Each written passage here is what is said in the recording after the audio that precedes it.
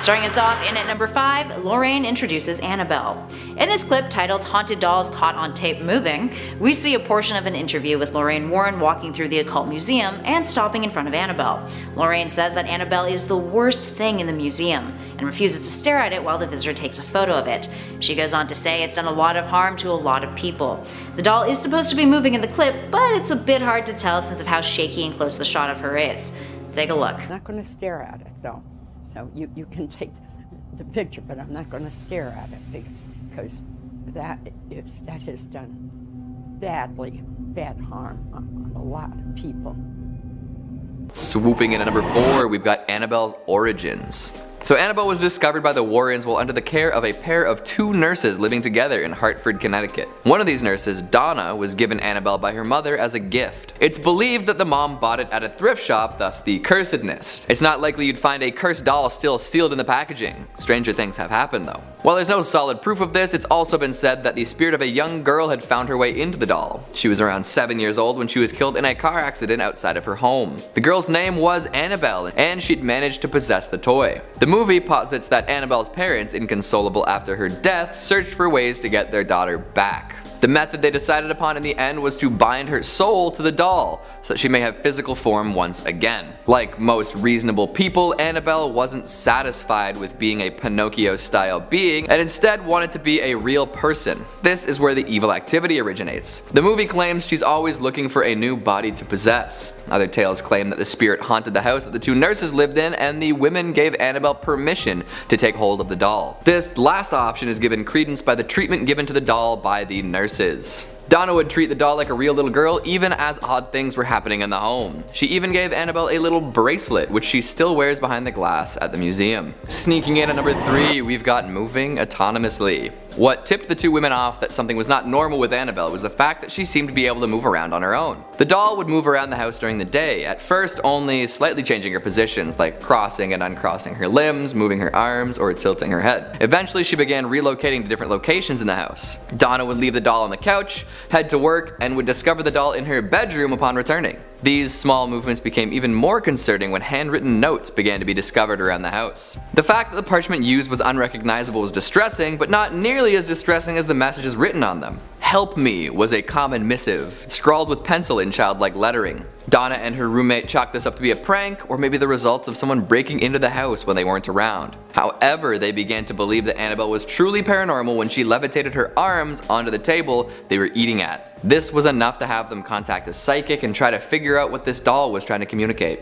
It was then that they discovered the young spirit residing within the raggedy plaything. Even years later, when Annabelle was held in the case in the museum, she would appear unexpectedly in the Warrens' home. Clawing its way in at number 2, poor Lou. When Annabelle was discovered to be possessed, nobody would have thought she was evil or malicious. This soon changed though when the fiance of one of the nurses came to visit. Lou would come by the house from time to time and would often sleep over on the couch. One night while dozing on the Chesterfield, Lou woke up in a frenzy. He was scared out of his mind and covered in sweat, claiming to have had a wicked nightmare. In this dream, Annabelle was crawling up his leg, then his shoulders, and then got to his neck. Lou thought she was trying to strangle him to death. This was enough to make him toss Annabelle across the room in anger, shouting that she was nothing more than a doll and that she couldn't hurt anyone. Bad call, Lou. Bad call. This seemed to provoke the demonic presence attached to the Raggedy Ann doll, which then caused 7 psychic wounds to appear on Lou's body.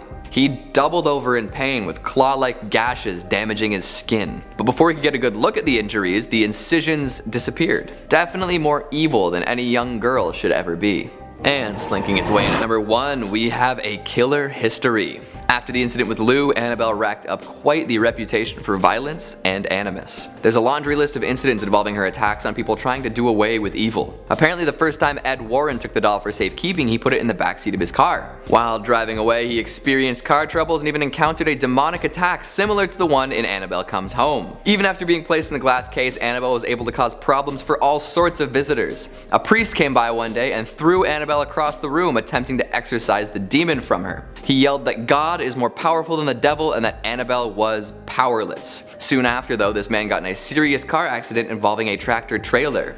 He survived, living to tell the terrible tale. It's even said that he saw the doll in his rear view mirror right before the collision. An even more bloody tale involves a young man who thought it would be funny to antagonize the demonic doll. Against the advice of all present, he banged on the doll's case and laughed about it.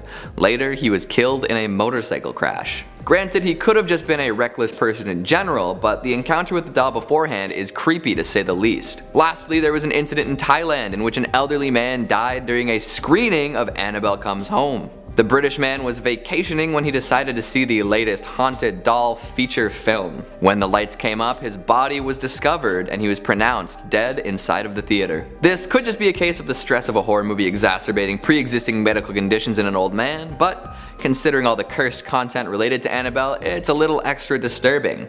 Plus, Annabelle Comes Home is decidedly the least scary of the 3 Annabelle movies, so take that as you will. Starting off at number 5, we've got the differences between reality and fiction. So this part may not be haunting per se, but it is good to know the difference between the real doll and her movie star counterpart. First of all, the real Annabelle is a Raggedy Ann doll, not an intricate porcelain piece. Definitely not as creepy to look at, but looks can be deceiving. It would be much harder to market a movie with a Raggedy Ann doll as the titular character, so the studio made some concessions. However, the button-eyed fiend is still pretty creepy. Lorraine Warren once said in an interview that it's not what the doll looks like that makes it scary, it's what's been infused within the doll, evil. That's as convincing an argument as you're gonna get about why you should fear a little girl made of fabric. Which is the creepier iteration, raggedy or ornate? Sound off in the comments. The case the doll is kept in differs a bit as well. In the movie, Annabelle is propped up within a gigantic glass case, almost like the display at a modern museum installation. In the Warrens Occult Museum, the box is a little less fancy. It's a wooden case with a glass window to display the doll. On top is a crucifix meant to keep the demon at bay, and below the showcase is a hand-painted sign warning folks not to open or disturb it. The sign, as well as a tarot card depicting the devil, are more or less identical in both iterations. Beyond these mostly stylistic changes, Annabelle is supposedly represented quite accurately in the movies. From the precautions people take around the doll to her shadowy backstory, Annabelle seems to have an on-screen presence consistent with her own. Up next at number 4, Trick of the Light. If you look closely during this feature on the Warrens and their occult museum,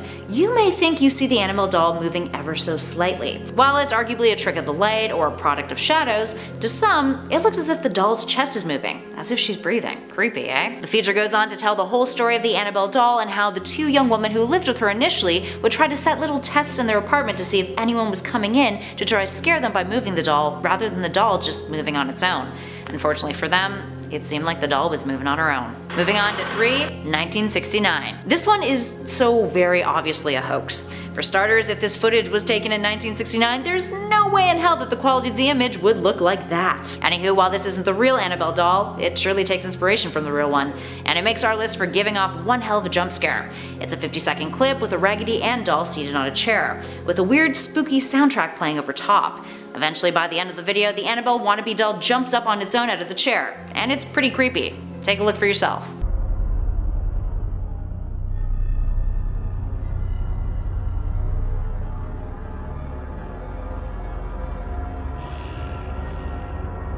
Moving on to number 2, Don't Make Fun. In this clip we see Ed Warren talking about Annabelle, and how despite being locked up in her case, she managed to harm someone who's knocked on the case's glass. According to Ed, this man taunted the doll, saying that if it could really perform evil acts that it should go ahead and try. 3 hours later, the man was allegedly dead, having gotten into a motorcycle accident after leaving. Driving away with his girlfriend, the 2 were having a laugh at Annabelle's expense when they got into the crash, which killed him and paralyzed his girlfriend from the waist down. In the video, if you look closely, it appears that the book in front of Annabelle is moving, or that she is ever so slightly swaying in the shot, where the doll is in the background and Ed Warren is in the foreground. A young man came here, felt it was nothing but a joke, started knocking on the glass, saying if this thing could perform any kind of evil act, to do it.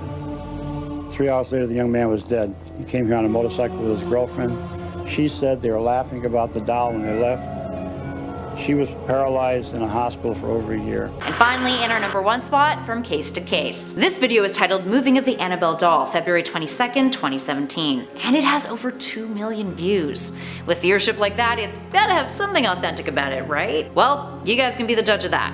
In this clip, we see Lorraine Warren's son-in-law, Tony Spira, alongside a host who informs viewers that they will be filming the removal of Annabelle from her current case and transferring her into another one that is more secure and portable. 6 minutes into the video, they open up the case after saying prayers and taking other precautions. After Annabelle is moved, a binding spell is said out loud. Numerous people claim to see Annabelle moving ever so slightly right after she was moved into her new case. Although her legs kind of bob around during the initial transfer, when she's sat down, that's when the movement allegedly happens. So, what do you guys think? Do you spot anything out of the norm?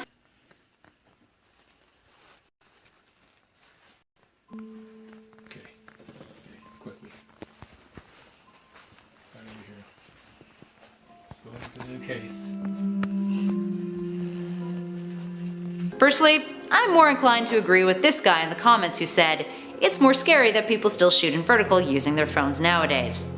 Ooh, touche. Back in 1970, a mother purchased a doll for her daughter Donna from a thrift shop. Donna, who was in college at the time, lived away from home. She loved the gift and brought it back to her apartment that she shared with her roommate Angie. A few days after the doll was in their apartment, the two women began to notice odd occurrences, with the doll seemingly moving around, changing its position. At first, it was slight, just, limbs moving around, the doll's legs crossing, but it grew more and more obvious over time, and the doll even began to move from room to room. Donna would even find Annabelle in her own room, sitting on top of her bed with the door closed when she returned home from work. Now, shortly after that, Donna and Angie began finding notes around the apartment on parchment paper that appeared to be written by a child, which was weird because A, no children were around, and B, they didn't own any parchment paper. The notes read, "Help us," and "Help Lou." At this point, the women, who were kind of freaked out, decided to call upon a medium to ask for help. The medium told them that the doll was in fact possessed with a spirit, the name of Annabelle Higgins, and that she resided on the property before the apartment that they lived in was built. She was only 7 when she was brutally killed. The spirit of Annabelle then asked the medium to ask Donna and Angie if she could stay with them and be loved. The women, feeling a sense of empathy for the young girl, agreed. But it turns out that was a bad idea. The spirit had tricked the medium and was something much more sinister than a little girl. Over the next several days, things got stranger. One of their friends, Lou, was attacked by the doll,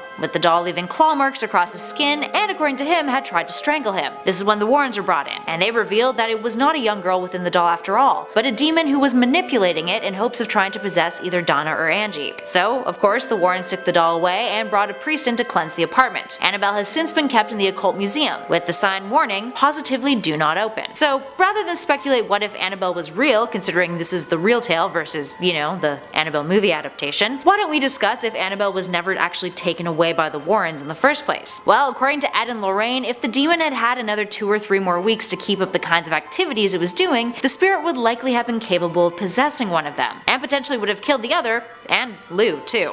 Realistically, it likely would have been Donna who would have been possessed, since the doll was given to her initially, and it had a thing for sitting on her bed. But then what? As is the case with many other individuals who are allegedly possessed, the demon doesn't always have control over the individual. Often it appears at specific hours, rather than being a full-blown demon 24/7. The possessed individual is capable of carrying on their lives, to an extent, but their situation grows more dire every day. To the outside observer, they begin to act strangely, and they act repulsed towards religious iconography, and also usually throw some pretty bad words around too. But eventually though, if Donna was possessed by the Annabelle spirit, her relatives would likely take notice, seeing that something was obviously up. From there on out, it would be likely that a priest would be brought in to expel the demon, which would either result in the demon being exorcised or Donna potentially dying. Depending on if the exorcism is successful, the demon may be able to possess again, and the cycle would continue. Now, for the most part, if the Annabelle doll and the spirit manipulating her is actually authentic, it's best if the Warrens got to Donna and Angie when they did, locking up the doll and keeping the spirit contained and at bay. So that's arguably the most realistic series of events that would occur. Now, the kind of demon that possessed Annabelle has never been fully disclosed by the Warrens, so to speculate what kind of behavior it may engage in beyond possession is hard to determine. That being said, there is also the possibility that Annabelle could have chosen to remain in doll form. While it seems very unlikely, as the Warrens have stated that the demon's true intentions were to possess someone, perhaps after possessing Donna or Angie, the demon would exhaust their bodies, and jump ship back into the doll as a means of finding a new host to rain terror with. If this is the case, while the doll has proven to be capable of moving and levitating, it seems likely that upon their deaths, the doll would be sold with their other belongings, or discarded, with the latter option being less preferable to the demon. It would be harder for it to find a new victim if it's spending all of its time in a landfill.